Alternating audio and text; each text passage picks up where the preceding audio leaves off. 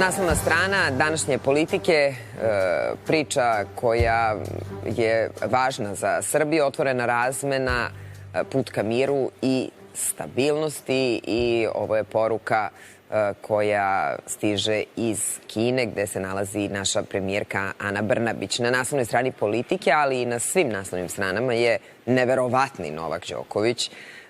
Novak osvojio 97. titulu. Novosti, večernje novosti. Izbori u decembru su sudbinski za Srbiju. Novak u čak 40 master titula. Ići će se kod zubara sa knjižicom od proleća i to je sada pod znakom.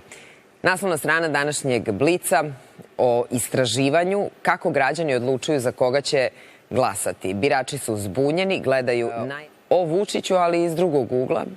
Čuvaju Vučićevu porodicu od medija i mrzitelja Srbije. Na naslovnoj strani su ljudi za koje su očigledno novinari Danasa iznenađeni da se nalaze na SNS listi.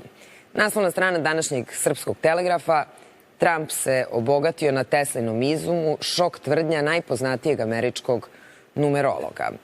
Naš portal kao centralnu temu donosi priču koju je juče predsjednik podelio sa nama, gostujući na veliki povratak Trumpa. Bivši predsjednik po anketama ispred Bajdena u 5 država uoči američkih izbora. Istraživanje pokazalo da Bajdenova popularnost opada među biračima mlađim od 30. Ispovest porodice ranjene nastavnice iz Ribnikara: naša Tanja neće moći opet pred svoje đake.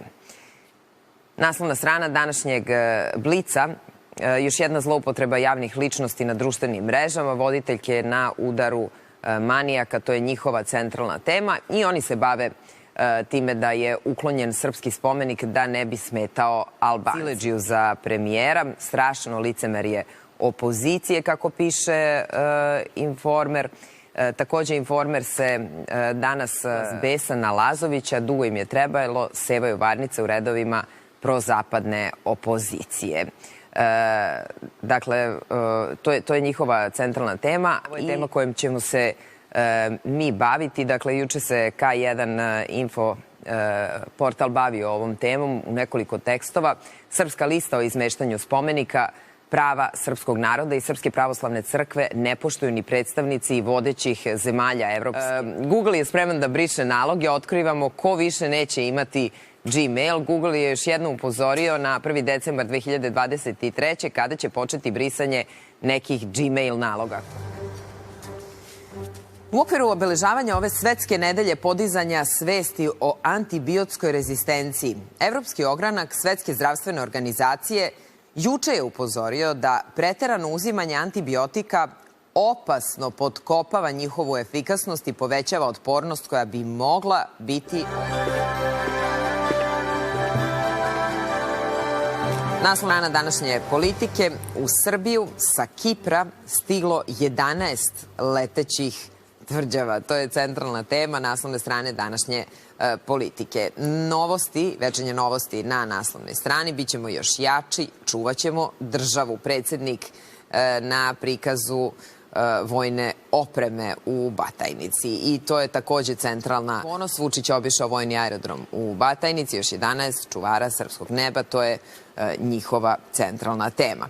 Glasio se RIK i ovo je tema o kojoj ćemo i tekako da razgovaramo danas. Evo gde će glasati Srbi sa Kosova i Metohije. Birači sa teritorije Kosova svoje biračko pravo moći će da ostvare u opštinama Vranje, Kuršumlija, Raška. K1 Info: uživo Srbija je u polufinalu Davis Kupa.